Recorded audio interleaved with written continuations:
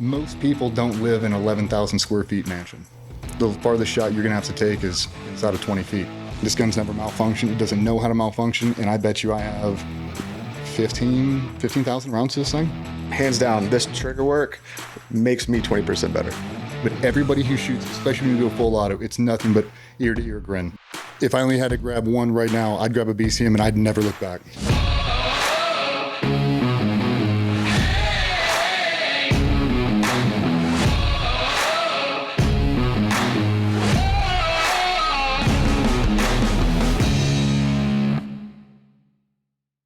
Welcome back to Class Rounds, guys. Kaya here with Aaron. I'm back.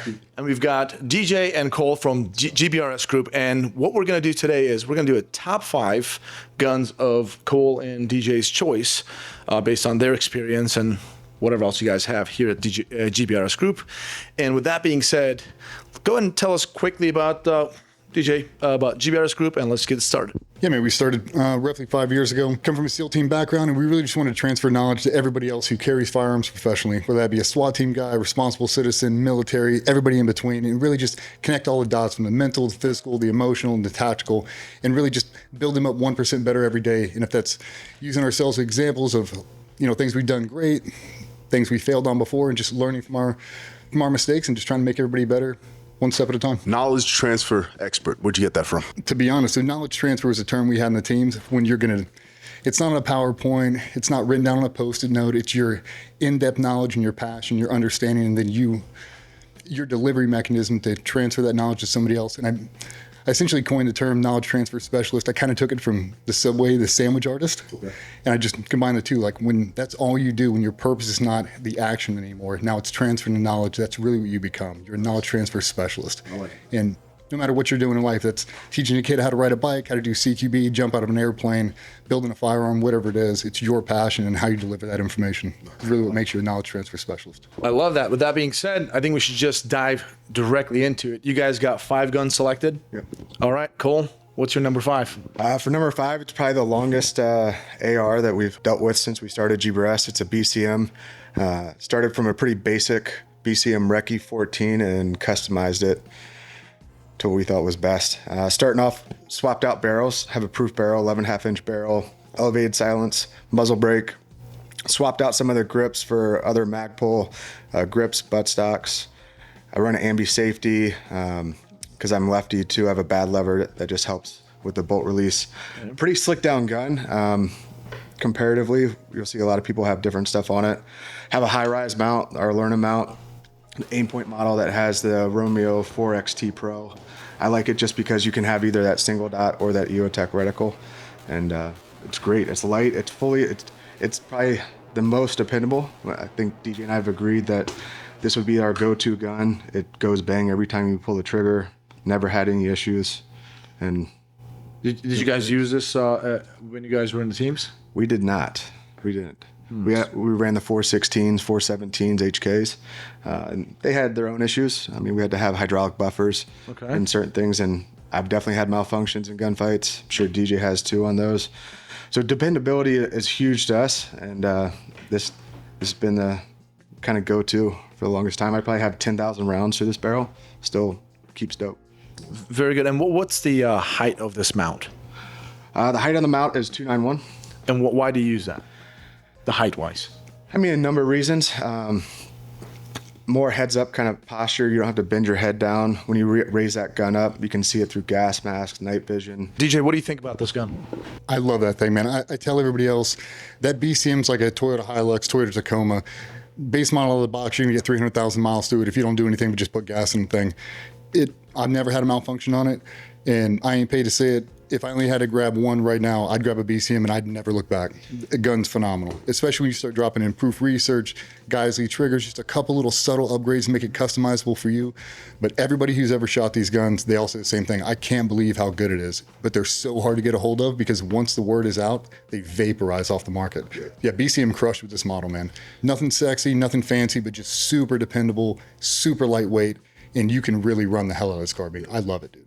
I like it. Cool. So I got a question. It's just in case people ask, why do you guys have a brake on this gun? Why did you choose a brake, like a big brake like that? I mean, I prefer brakes just because it manages recoil a lot better. It's definitely a lot louder, but minus a flash hider that's designed more to hide the flash, the brake just works a lot better. Gotcha. Same. All right. And we can just go ahead and say openly that we're not sponsored. You guys aren't sponsored by BCM or anything like that. This is just your personal, honest opinion. Yep. But Perfect. Paul's awesome, I will say. Paul answer anytime we call. That's awesome. Good stuff. All right. Well, let's move on to number 4. And number 4, DJ, you want to start this one? This is actually Cole's build. I'm going to let him go through it. 'Cause Oh, he's I got see. a bunch of left-handed modifications, and I am definitely not an ambi, so I'll let him walk through his baby here. But I will say, if you have not shot Cobalt Kinetics, the made-up between the upper and lower receiver cannot be ignored. You'd be hard-pressed to find a carbine that locks up tighter than that. And we can break it apart and show you guys what they've done with the buffer tube and exactly how they actually achieve that. But it's nothing short of amazing, dude. It's a great shooting carbine. I mean, kind of following DJ's lead, the tolerance between the uppers and lowers, there's literally no shake, and we'll break it apart after this. Super dependable, and we've dealt with some guns that have really tight tolerances, and there's always some sort of little manufacturer, but what they've done with this gun is really good and highly dependable. I've actually just cleaned this for the first time, probably after, I don't know, 7,000 rounds or so. Had no issues with it. What do they do differently to keep it so tight? Here, I'll show you real quick. Basically, on this buffer right here, they have this little tit that mates up with the bolt. Yep. And see how there's that gap? Yep. Basically right there. You have to push it in. Just takes up all that slot. Takes up all that slot. Back in the day, we used to have this little orange, it was like a tacky way. You used to stick them in there to take up that space between the upper and lower receiver. You don't need to do that anymore. We ran those wedges forever. I ran them on all the Colts, ran them on the 416s, ran them on everything. And I've never seen them made up that tight before. And it does matter, especially when you really start to grip down these carbines. You run them at 100%. You don't have any of the slop, any of the shake. They did a really bad job. Oh, cool. Well, what do you think, Aaron? I think that's great, man. I mean, especially if you guys are telling me you've put the rounds through, you guys have the time behind these guns. And I agree with you too. You do I squeeze my gun a little bit also, so you do feel that little bit of bend in there. And if you could get that little bit of motion out of it, not only is it more confident grip on it that you feel your gun is tight. I mean, it's everything that functionality wise pushed down on this rifle is the way it's supposed to be. That's awesome. So, Cole, tell us what you did to this gun. Well, kind of, it's super dependable. They're upper and lower. They run 70, 75 aluminum, and what they've done with the rail, they run 60, 61, so it lightens it up some. Have another proof barrel on it, dead air muzzle brake on there with the chemo. And, the proof barrels, they're awesome. They give a little bit crisper kind of feel when you shoot it, and then they dissipate heat really quick. So, you shoot lots of rounds, it doesn't heat up as quick. Got an Arisaka light with mod light on there on my kind of side, right hand QD on both sides, just for teaching, able to switch the sling left or right-handed. We have the new V2 Hydra with the Aimpoint M5 Comp S, and then Engol laser on there. Got a bad lever, and then an ambi safety, mag pull, grip, and buttstock with our cheek riser. It's really tight, nice gun. What about trigger? Is it just mil-spec? Yep, mil-spec Geisley. Geisley. Okay, all right. Any reason you didn't upgrade it to something better, like more one of those the one that you had on BCM? I mean, I played around with the flat triggers and curved triggers. This was just kind of an original build and didn't move the triggers on those. Gotcha. Let me ask you a question quick about pressure pads with lights. What is the feeling on that?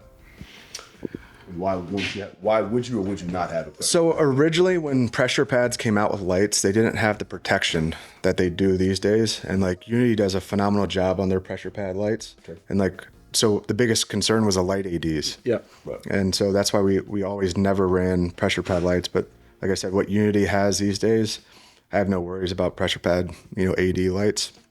But I'm still a fan of it. Old school, it's hard to break the habit. Right. But originally, the thought process was because of light ADs, correct? Yep, light ADs. What are your thoughts about placing your pressure pad to somewhere not your natural grip, maybe a few Picatinny rail slots to the rear or forward, so you can be intentional? What are your thoughts about that?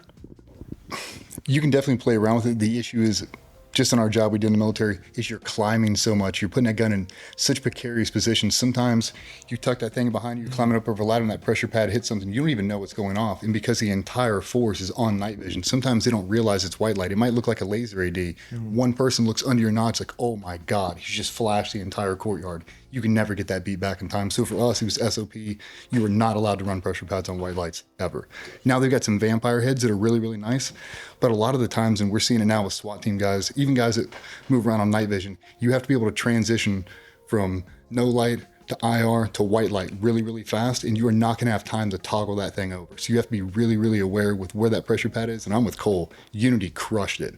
They reset that pressure pad just enough to where you're not going to accidentally bump it, but when you need to, you can fully drive it out and you can toggle back and forth so clean.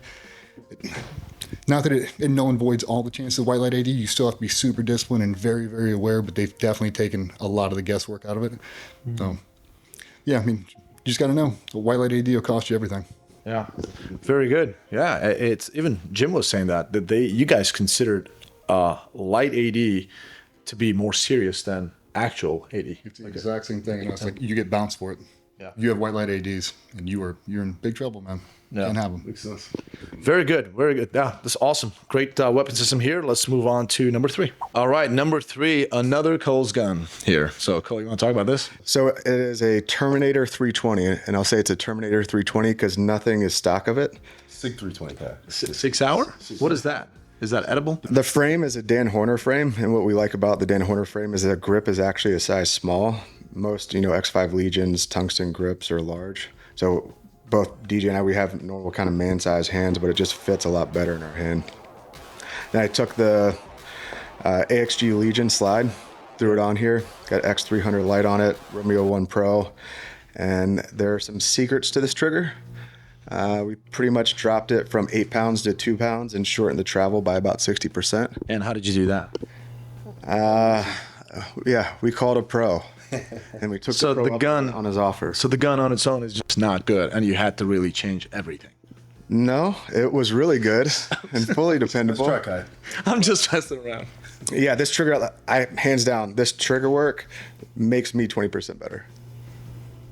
I tried that trigger. It's okay. It's nothing like I've ever seen. I'm a fan of Timney Alpha on Glocks, right? This is better, man. Yeah. Sure, the pull is insane. I'm excited to actually get my hands Yeah. on it. Actually, in fact, let's just show it to the camera. All right. Aaron, you want to show it to the camera, the trigger? So the shorter travel, let's go. We'll start from there. That's your break on that, which is freaking insane. You shoot lefty for today. And that's your wall. That's nuts. That's nuts, dude. Absolutely. 2 pounds with pretty much no travel back for reset. And so, okay, you added the gas pedal here? Yep, added the left-handed gas pedal on there. I'm a big fan of the gas pedal. Okay. Yeah, Go Guns. Yeah, big fan of that. And then your, what do you got for red dot up here? The Romeo 1 Pro. Nice. And is this your primary carry gun? Like currently, for your range gun? Yeah, primary kind of range gun, work gun. It's definitely what I would take. And DJ, what do you primarily carry? Essentially the exact same thing. I'm running a Dan Horner small grip frame, but I've got the Max Michel slide with his optic on there. In my opinion, that 320 platform is my favorite I've ever shot. If I only had to shoot one pistol for the rest of my life, I'd shoot a stock X5 Legion. I wouldn't do anything to it. There's nothing wrong with that gun. It's my favorite gun to shoot.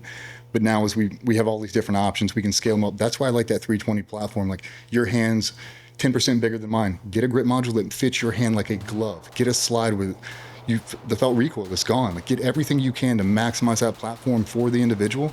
Like it shouldn't be fair. You should take every advantage you have, dump it into that platform and make it customizable for you. And that's why I love that. If it's not working, swap slides. Yeah. Like he's got a slide, let me borrow your slide for a minute. Like don't go out and just buy him. Like borrow him from your buddies. And that's what's so cool. Drop an FCU in it and just send it. Just play around with him. Yeah, I say it all the time when we talk about it, and everybody knows I'm a sick fanboy. Call me what you want. But the modularity of this gun just makes it that much better. Mm-hmm. I agree with you. Stock X5 all day, but like you said, it's not a fair fight. Make it the best way you could take out whoever you got to take out, put it together. Yeah, I was when I say I was never a SIG guy, not that I never disliked them, I just never knew about them, right? I was issued an M&P and a Glock. That's all I knew. So once I got the Classic, I actually started experience with SIGs, and they're actually very good. Some of them I don't like, just like any other guns, right? But these, what do you have? What is your person? X5 Legion. The X5 Legion. I mean, when I shot that thing, I was like, what in the hell is this thing? It's insane, It makes it right? that much better. Yeah, That much better. And then we went to SIG Academy, and we did the SIG event. We obviously hung out there. completely changed my opinion about Sig Sauer. It's an incredible company, and that the modularity, that the things you can do. What is that? A backplate?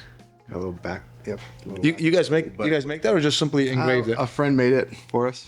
Okay. Yeah. We'll have to go over some backplate sheets yesterday. Yeah. Ah. Use that Yeah. as So your second aesthetically side. a little pleasing, but definitely applicable with the backplate. And number 2 is going to be DJ. Dude, this is my KEC CQB Mod 2, the Secret Service rifle. I haven't done anything to this except add some furniture, our optics, the lasers. I don't change anything with the trigger, nothing with the buffer spring tubes. No, nothing is done to this thing outside of swapping a little bit of furniture around. This is my favorite gun to shoot right now in its raw state. Small can, really designed for CQB. I've got a Mod Light flashlight on it. I've got my Angol, got my T2. I've got my magnifier I can drop off whenever I want to. I'm running the Hydra V2 right now.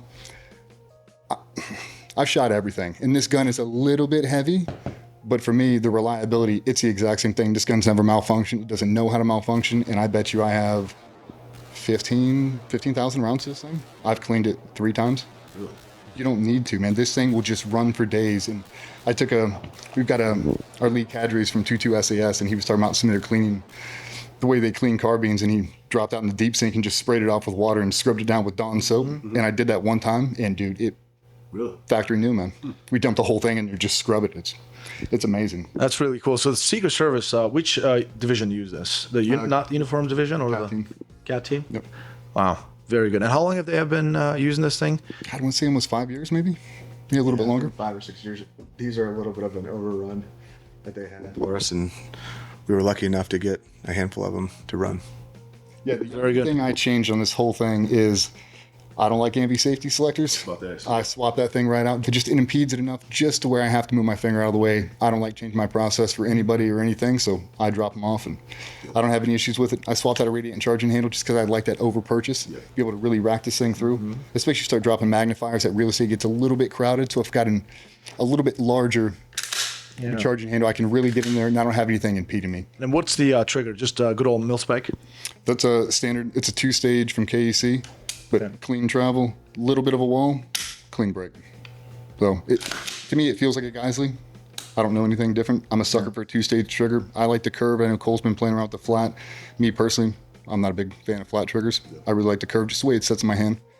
And yeah, we've been messing around with the Magpul furniture. What kind of texture do you like? Is it overly grippy? This almost feels like receiver gloves. It's got a little tactile feel to it, so even in the sweat, you can really get a firm grip on it. Yeah, I actually got a BCM Ford grip on it that I threw on there, just for me. Wrapped the whole thing in camo form and let it go. Really cool. And this piece right here, real quick, I'm going to touch base on this. What is this? Why do you have it? It's a cheek riser. It's really a touch point reference. You know, as we start bringing these optic risers off the rail system a little bit, some guys are struggling for that. For us, I don't need one, but it is a nice touch point to have. So you hit your cheek in the exact same spot every time you're running Peltors, and it's that gap in between the bottom of the Peltor and your jawline, hitting the exact same reference point. So we have them in 2.5, ½ inch, and then 3/4 inch. This is a ½ inch right there, and I love it. It's great. Awesome. Awesome. So let's move on to number 1. But before we do that, we should do a quick honorable mention. All right, so we got the Genesis 7-inch barrel. I'm a big fan of this because I think this is probably my number 1 home defense gun. Yeah. I mean, it comes with a 5-round mag, 10-round mag. You don't have to worry about shoot through. It's super dependable. We run the full auto, semi-auto, and the capability and capacity of it would be my number 1 pick. So go ahead. So I got a question in reference to home defense and shotguns. You hear a lot of people. That's what I was going to ask. Okay. You hear a lot of people have their variety and feelings and opinions about it. Why a shotgun for a home defense gun? I mean, a number of reasons to me. One, and I'll just kind of say the everyday citizen, you start talking about ARs, the way houses are built, apartments are built, like the shoot through, even, up close, the possibility of bullets going through people, through walls, and hitting other people is super concerning. I mean, law enforcement takes that as a major key factor when they're hitting targets and like how they do their tactics. And, I'll say the everyday citizen won't necessarily know. So if they start unloading their AR in their house, rightfully so, but it's like where those bullets go, you really don't know. So the capability of, depending on your bird shot, buckshot, slugs, that type of thing, they're equally as capable, and this is super dependable. It's like you got your safety, you got your trigger, you got 10 rounds. You don't have to worry about pumping the shotgun. Put it on fire, pull that trigger. What are your thoughts about the shells? So I know there's slugs out there, the Magnum rounds, obviously, the birdshot number 4, which is like, I think 27 pellets in there, and then buckshot 9mm type rounds in there. What do you guys think? For me, it's whatever's not going to affect the cycling. Like sometimes you shoot birdshot and it won't cycle. I'm not saying on this platform, just in general. You start getting semi-auto, full auto shotguns. A lot of times the birdshot just doesn't have enough to get through it. But also, you start running buckshot, like heavy loads. You can't manage the recoil. It's kind of all for naught, right? You got to find that hybrid between it'll fire every single time and I can manage the recoil and get accurate rounds on target. I will say that if you fire off a couple of these things inside a structure and it doesn't get the desired result, that dude's on PCP or meth. Just keep going, right? When this thing goes off, everybody gets the fuck out of the way, which is a good thing. The other thing I really dig about it is the controls are everything we grew up with. Like outside of this extended charging handle, like everything feels the same. So we do our operator standards, low ready, high ready, combat reload, transition drills, everything with this platform, and it feels, the ergonomics are the exact same. So the transition from a carbine to this is seamless. There's no issues with it. And Cole's talking about home defense. Most people don't live in 11,000 square feet mansion. The farthest shot you're going to have to take is inside of 20 feet. Yeah. This is really easy to manage because you have that short barrel. You don't have to worry about a 16-inch barrel platform trying to maneuver that thing around in time and space, around weird nooks and crannies, Jack and Jill bathrooms. You can really compress this thing down and still get accurate hits and be able to manage this recoil at the exact same time. I think it's a great platform. Cole, what do you think about the home defense shells? What would you use? I mean, same thing with DJ. If you're bouncing between buck, bird, slugs, really whatever, you can manage recoil with. And we did a whole pattern when these guys were out here a few weeks ago on like everything from 5 yards back to 20 yards and what that pattern looked like, and, close home defense type things. I would use whatever is most manageable. Yeah, 100%. Yeah. Number 4, I always heard buck or number 4 seems to be one of those like home defense, not really over penetrating rounds, but yet still will have a good terminal effect. But some people talk about shotguns are no good. They're no good for home defense. I disagree, and I'm glad you guys are talking about this.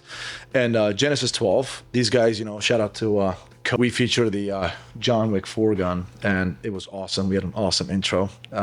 So by far the best shotgun I've ever fired in my life.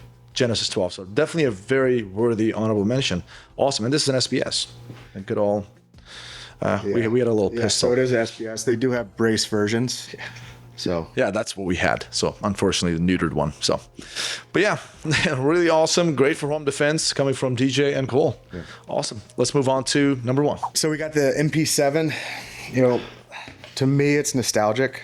I know there's a lot of conversations on the application to it and not, but I think just from the nostalgia of it, it's a number 1. We got, again, our Hydra V2 on here with an aim point, Comp M5S, Engol. Got a nice B&T suppressor. Mm-hmm. They were kind enough to give us that serial number. Serial number 1. Nice. Serial number 1. And we ran this, there was never a lot of rail space. It's great to, be able to shoot it, train with it, show the capability, freeing up some of the rail on it. Super small platform. I know some departments still kind of run it. I think there's some Secret Service and different departments that run it. So quick history on this one. Why was MP7 made, and why was that caliber invented? What's the terminal effects are? It was supposed to be an MP5 replacement, right? So a nice subgun platform. They went to 4.6. We had a 4.6 action round, little hollow point. And when we first got there, it looked super sexy. Everybody wanted to run it. We all built it out, went to the range, and we got overseas with the boys.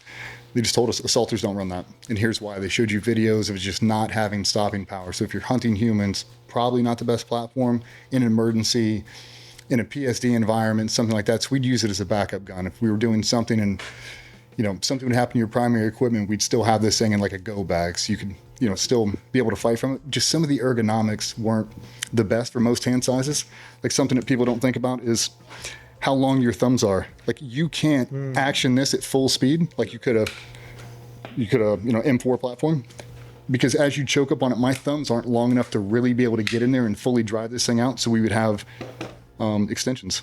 They'd mount us a little extension, gives you another 1/2 inch. So now you can really run this thing at full speed. But if you look at just how high this actual platform is. For me to get that C-clamp grip, it feels a little bit awkward. It feels like I should be in this configuration, but because you don't naturally run like that, we have a bunch of different stuff. I know I hacked off my forward grip. I know a bunch of different guys did. Chopped down the butt stocks. Some subtle little modifications. Once you shoot it, it's super fun to shoot. It feels like noisy crick. It feels like you're gonna break this damn thing, but everybody who shoots it, especially when you go full auto, it's nothing but ear-to-ear grin. Right. It's super fun to shoot, especially if you start running really, really fast. I think people will lose their mind if they saw what we actually did and modified these when we ran them. I mean, I chopped off this safety. I chopped off half this mag release. I mean, like you just saying, chopped all this off. I pretty much cut everything off because there was a few times when I slung it on my back, I'd get it back around and it'd be on fire. Mm-hmm. So you really had to modify it because just some of the ergonomics of it would catch on your gear when you slung it. So you guys had it at the SEAL teams. It was just in your bags. Yeah. Yeah, I mean, if you're working out of a vehicle, embassy work, anything like that, you had to put on a suit. You could drop the suppressor and really get this thing collapsed. We run a single point sling and tuck it in, throw it under a jacket. Little oversized jacket. You can seal it actually really well. So how does it compare to caliber-wise? First of all, what caliber it is, and how does it compare to 5.7? I mean, it's a super hot round, 4.65. I know they played around with some of the ballistics to try and slow it down and make it a little more capable, but it's really hard to compare to the 5.56, the knockdown power. I mean, you really have to shoot somebody in that triangle and be aware of what they're wearing. Like DJ was saying, there's blankets that'll stop it. Mm-hmm. It's really surprising. Because 5.7, unless it's that one of those black tip steel core, they don't defeat level 3A. What about these guys? This caliber? No. I mean, it's a souped up 22. Yeah, I mean, like you've seen multiple people with thick winter jackets. It just breaks their arm. Doesn't even go through. Yeah. Wow. All right, cool. In the very first videos we saw, I mean, that's what he showed me was like a deterrent for why you shouldn't carry it. And we'd have guys running around in active engagements, and it looks like they're getting stung by bees. Like you can watch them, they're just swatting all over the place because it doesn't feel like it. One guy with a 5.56 hits him, and they go down. It's like it made sense, but guys on specialty teams and assaulting's not their primary role and responsibility. It's a nice, small, slick down package. You're not going to be up front in the train. It's a really good option to have. You still defend yourself, but really your range it's a limb factor. I mean, you're not going to be pushing this thing out to 100, 200 meters and actually making effective hits. And even inside of 25, unless you hit them right in that triangle, right above the nose, really not going to get the stopping power you want.